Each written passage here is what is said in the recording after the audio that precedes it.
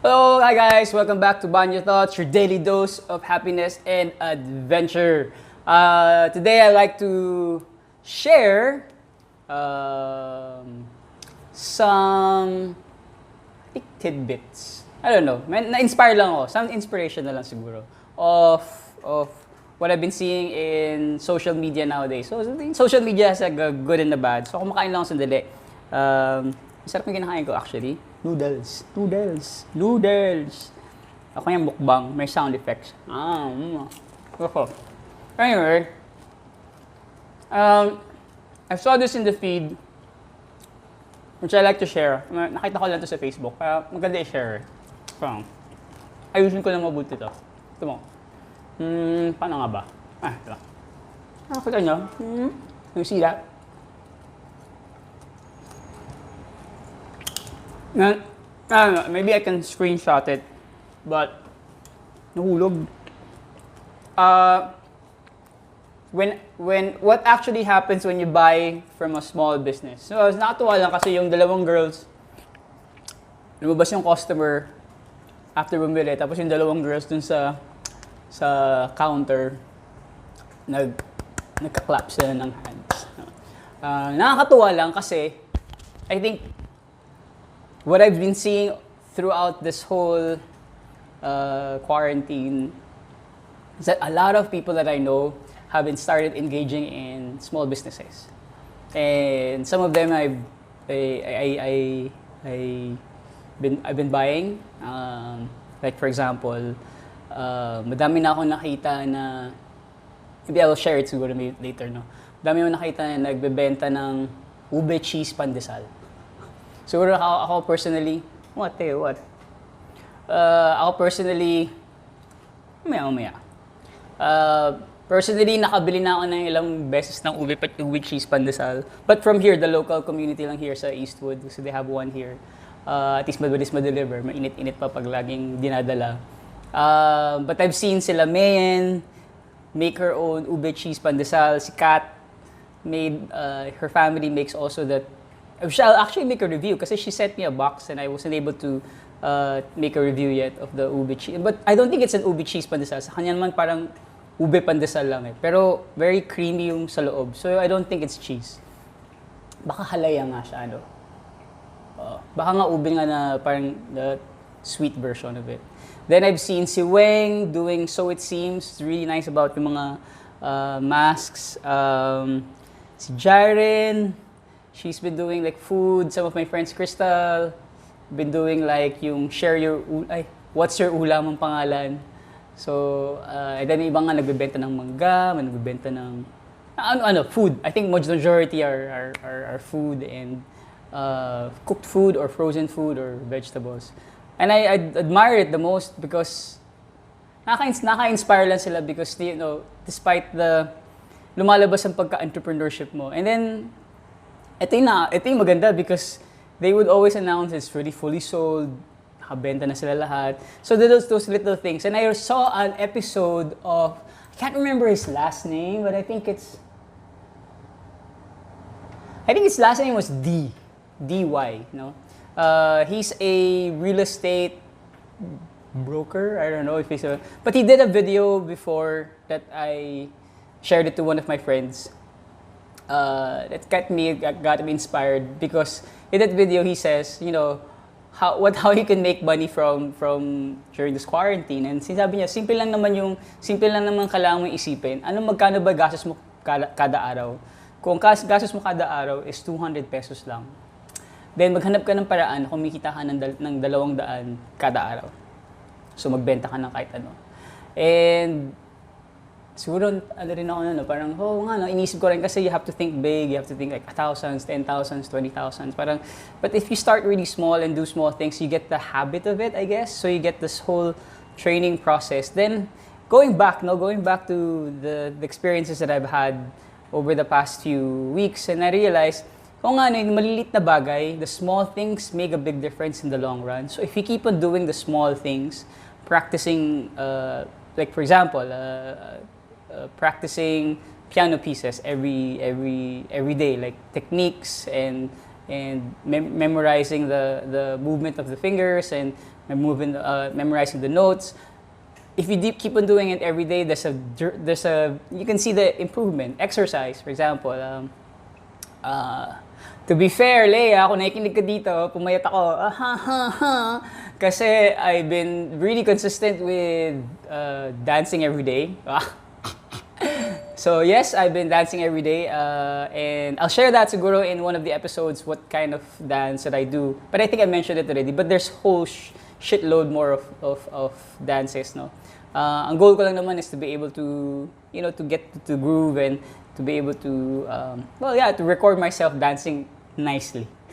Kasi alam ko parehong kaliwain pa ako. So, yun lang, it's a challenge for myself, but it's also fun. And I think, again, mentality ko lagi ngayon for the past few weeks since I went through that whole up and down of emotions is it's all about having fun. So, dapat masaya. So, yun. And then, consistent with, like recording this. So, every day you have to make a recording, making a video podcast, a video blog as well. So, as you keep on doing the small stuff, you realize that the habits are formed, and then at the same time, wala lang, ang nakakatawa is that you develop certain skills. Kaya natutuwa ako with sila Weng, sila Mayen, sila Jaren, sino ba, lahat ng mga friends ko na si Sam, for example, Sam making her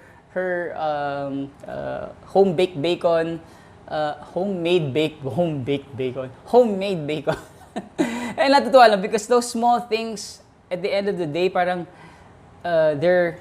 siguro it's a struggle. I'm not saying that they're successful, but I mean, in any business naman, it's always like a challenge. But, that small act, even though siguro hindi pa ako nakakabili sa kanila, baka na-inspire lang ako na, gusto ko rin ganun . Parang gusto ko rin matry na magbenta ng maliliit na bagay. Baka maging successful rin ng magbenta ng mga maliliit na bagay. Kasi alam ko magaling ako mag-review, mag-market. Wow, kinasambang ko. Marunong akong mag-review and stuff like that. Pero feeling ko lang kasi hindi ako magaling magbenta. So anyway, so yun. Gusto isip ko lang na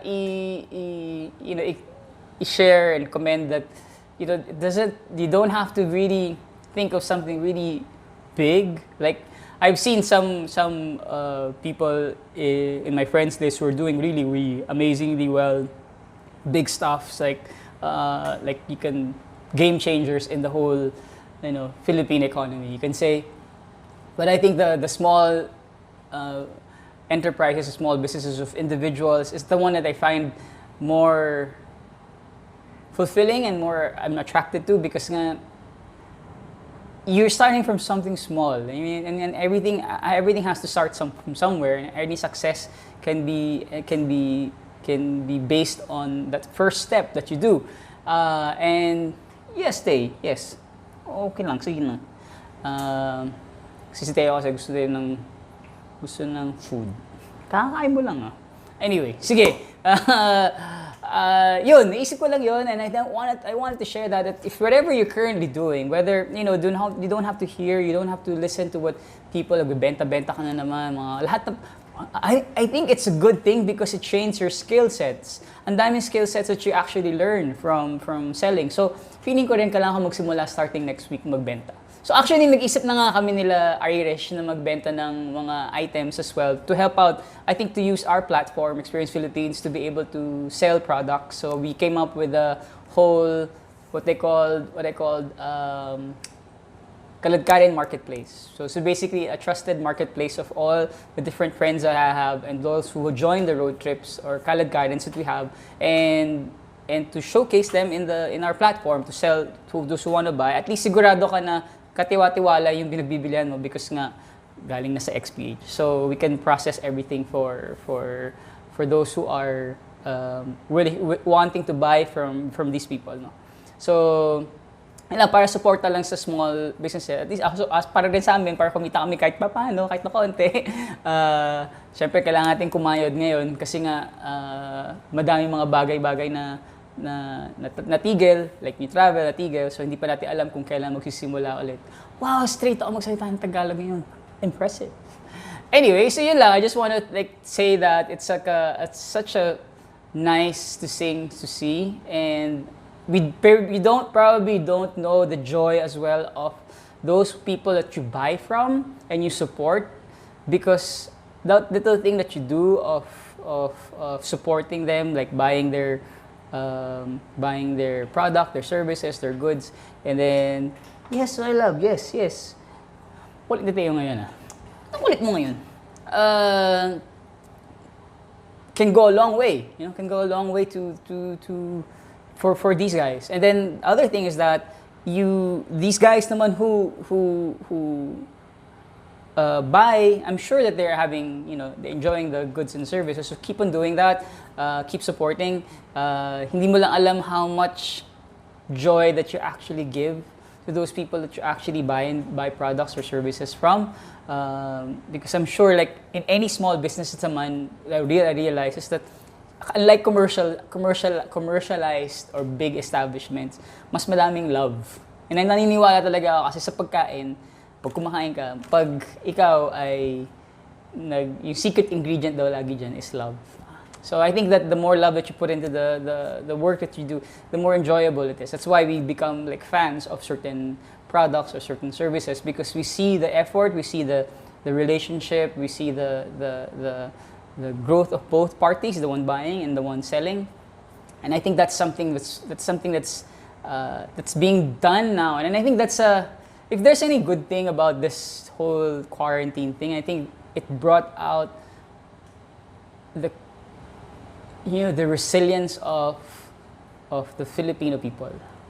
Yung lumabas yung kanilang creativity, lumabas yung kanilang entrepreneurship, yung pagka-business-minded nila. Sabihin na natin, okay, benta.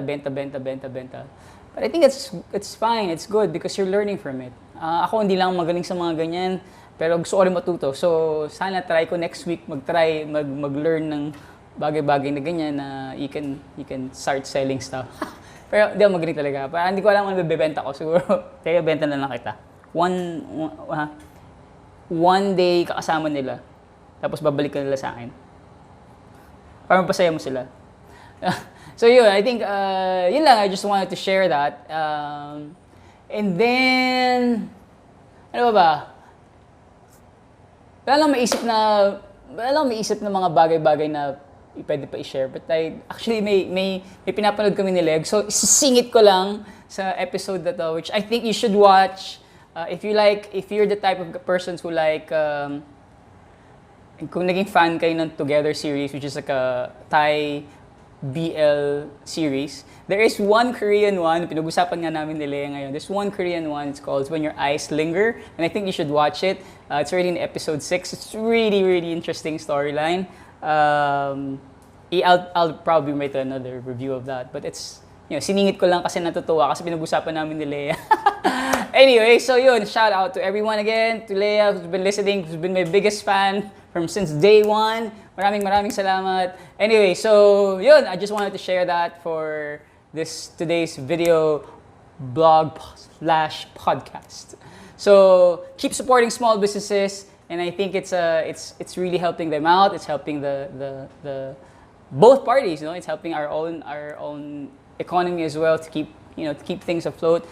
I'll also do something like that. So next week, try ko rin. Tulungan ninyo magbenta ng mga bagay-bagay. Pero yun lang. So maraming salamat for listening. And I hope to see you guys tomorrow again for another episode of Banyo Thoughts. See you guys. Bye-bye.